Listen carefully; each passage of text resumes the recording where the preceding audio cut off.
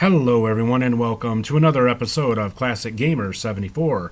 I'm your host Anthony Gamer, and today is our first in a new series called Classic Computers, and in this very first episode we're going to discuss the Apple IIe computer.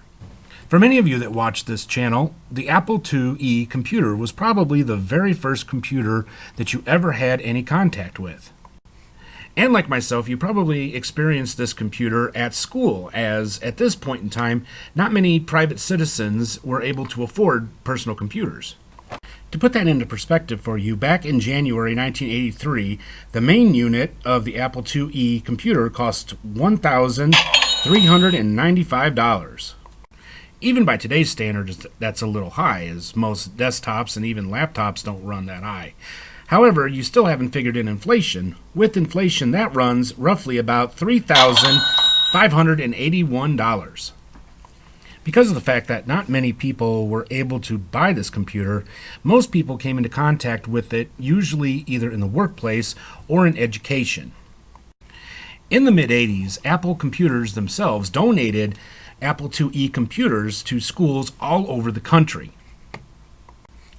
In the summer of 1984, myself and several students from around the district were able to participate in a summer school program that allowed us to experience the Apple IIe computers before just about anyone else did.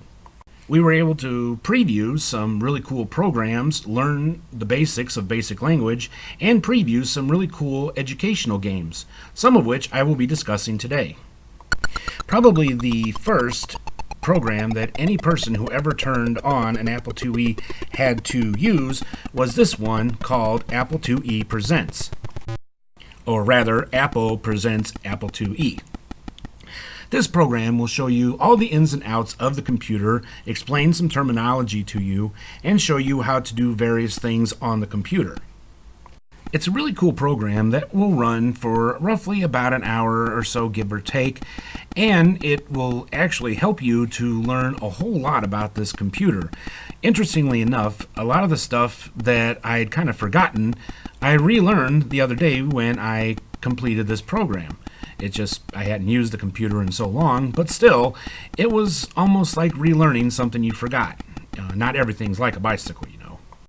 Anyway, if you'd like to see this program all the way through, if for nostalgia reasons, or maybe you happen to be a younger person that's never had the privilege of experiencing an Apple IIe computer, head over to our Facebook page in the link that you see in the description below, and you can see this program from beginning to end. Alright, so let's talk about the specifications and the technical stuff involved with this computer. Alright, now the processor was a CPU MOS Technology Cinertec 6502. CPU speed 1.02 MHz, FPU none. Bus speed 1 MHz, register width 8-bit. Data bus width 8-bit, address bus width 16-bit. Now the ROM was 16K or 32K.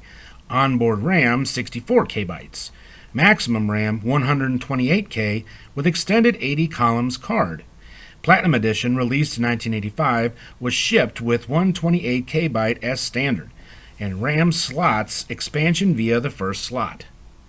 Even though it was expandable, that really isn't a whole lot of memory, especially judging by what computers have nowadays, or even in the 90s. But there's a good reason for that. Back in those days, saving something to the hard drive was totally unheard of. Nowadays, of course, we save stuff to our hard drive and they're quite large. Back then, the attitude was if you wanted to save a document, you don't save it on the hard drive, you put it on one of these 5¼ discs. Now, of course, any of you that were around back then know that these floppy disks were not always really safe, as it was quite easy for them to get erased or damaged. And worst of all, if you were saving data to these diskettes, and by the way, they didn't hold a lot, a large document would actually overwrite some of the other stuff on the diskette. So overall, back in those days, it really wasn't a good idea to try to save important stuff to a diskette unless you made multiple copies of the data information, which was a really, really good idea. With that in mind, it was not uncommon at all for most Apple IIe computer owners to have two disk drives, as you see in this picture right here, because of the fact that you may be using a program on one disk drive and you may be saving documents or other important data to the other drive. Also, you would have to play your games off diskettes as well.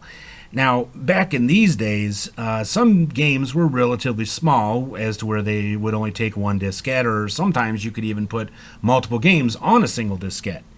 Generally speaking, though, this was not the case as years went on, as you would sometimes need one or two diskettes to play a particular game, and it was much easier to have two drives that the computer could jump from one to the other as opposed to having to take a disk out and put another one in. Alright, continuing on. The video max resolution was 40/80 times 24 text, 4-bit, 40 times 48, 6 color, and 140 by 192, 4-bit, 140 times 192, 1-bit, 240 times 192, 1-bit, 560 times 192. One thing I have to honestly say about the color on an Apple IIe, whether they were games or programs, the color scheme itself was very distinct as to if you were looking online nowadays and you would see a particular screenshot, you would know definitely that it came from an Apple IIe computer. Continuing on, storage was only used on a floppy drive, as I said. At this point in time, saving to a hard drive was just a foreign concept. And you had an input-output for a joystick or mouse, and the sound speakers themselves were mono. Another interesting side note is that a mouse was not standard with computers at this time. As a matter of fact, I don't even remember using a mouse until around 1989 or 1990, as before that, most of the things that were done on screen could be used with the arrow keys. Here's what a typical Apple IIe compatible controller would look like. This was standard for most controllers at the time. Generally speaking, they usually only had one button, once in a great while too. Now this differs a lot to the Commodore 64 joystick or to most joysticks that were used from consoles at that time. Believe it or not, these things were actually pretty hardy, even though it may not look like it. You would get quite a bit of years out of these suckers. Alright, so let's get into the software for a little bit. First, I'd like to talk about educational or utility software. And what you're looking at here is a screen from the program called AppleWorks. This was a word processing program, among other things, and this does, of course, predate Word and WordPerfect. I wasn't able to actually get footage from AppleWorks, as for some strange reason the disk I have won't work. However, just to let you know, it was a pretty easy to use and user-friendly program, and one that I myself had learned how to use during my 6th, 7th, and 8th grade years in computer class. The next program I like to talk about is Logo Writer. Now this also is a really fun program that you can use to make pictures, make music videos, even create music, small little presentations. It's a really cool program. Some of you are having a little bit of trouble remembering Logo. Just think about it was that program with the little turtle. That should bring it back a little bit. It was like I said, a fun program, a very educational one, but to make some really cool stuff, it took a lot of time and a lot of practice. This was something that I learned how to use my 6th and 7th grade year in computer class. Really had a lot of fun with it. Unfortunately, I cannot find a working program of it to show you. This is a screenshot of someone who pretty much mastered the art of making a lot of circles. Brodeur Boon was probably one of the most well-known third-party game and program companies from that time period and for many years to come. A lot of the stuff they created was educational, fun, great utilities such as Print Shop. We all know about that. And one of the coolest programs they put out at that time that I myself used has to be this one called Type. It's a real user-friendly program that teaches people of any age how to type on the computer. And of course, we cannot mention Brodeur Boon without mentioning one of their most well-known games, Where in the World is Carmen Sandiego? In this learning game, you chase criminals around the world while learning about world history and world geography. The MACC probably was the leading small company that specialized in educational computer programs. Many of you are familiar with them as they were the people that created, the Oregon Trail, probably one of the most well-known games from this time period. On a previous episode, I did pay tribute to that company and showed many of the games that they had, like I said, such as the Oregon Trail and Oh Dear. Another very well-used program was this one called Backyard Birds. It was a science program to help students to identify some of the birds that they may see on a field trip or around the school or even at home. A lot of these programs were not available to the general public as they were for educational purposes only. As a matter of fact, an interesting side note, I until recently thought the E in Apple IIe stood for education because, as I said, a lot of people outside of schools do not own an Apple IIe computer. Actually, though, the name stands for enhanced. However, today the MACC is long gone, and a lot of these programs can easily be found and used on emulators such as the one that you see right here, which is my favorite Apple IIe emulator, as it works almost identically to the old Apple IIe itself. Very user-friendly and really one that is worth getting, especially for those of us that want to take a trip down memory lane and relive these good old Apple days or show our kids or grandkids what computing was like back when we were young. Of course, there were also some other really fun educational games made by other third-party game companies. The Sticky Bear games themselves were a really cool educational tool. The one you're looking at here is Sticky Bear ABC. They also had one for math, reading, etc., etc. A lot of these programs were not only fun, but the beautiful graphics and the sounds that were just signature for the Apple IIe computer made it a really fun learning experience for children of all ages. Alright, so let's get into what everyone really wants to learn about, the games. One of the most well-known and probably one of the hardest games I've ever played in my life had to be Death in the Caribbean. In a previous episode, I showed you how to beat this game from beginning to end, as this game frustrated a whole lot of people during the 80s, and although the game and company itself are long gone, it still holds a place in gaming history.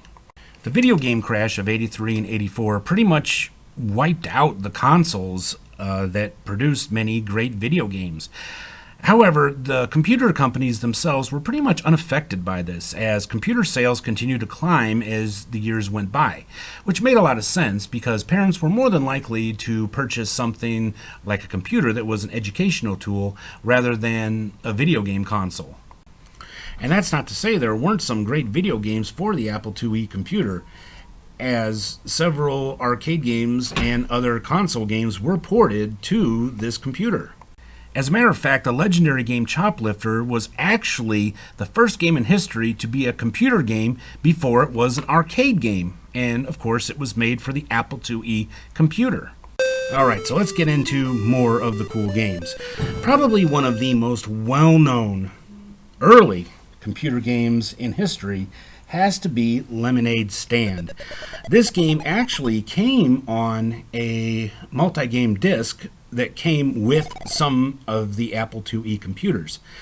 Lemonade Stand is a game that I discussed in a previous episode, and it's pretty much a small business game. You are starting a lemonade stand in your neighborhood. You have to figure out how much you're going to charge for each glass, how many you're going to make, how many signs you're going to make, and depending on the weather, how much you will make in a single day. I'll let you know, however, this game seems to go on forever, as long as you keep making money, the game keeps right on going.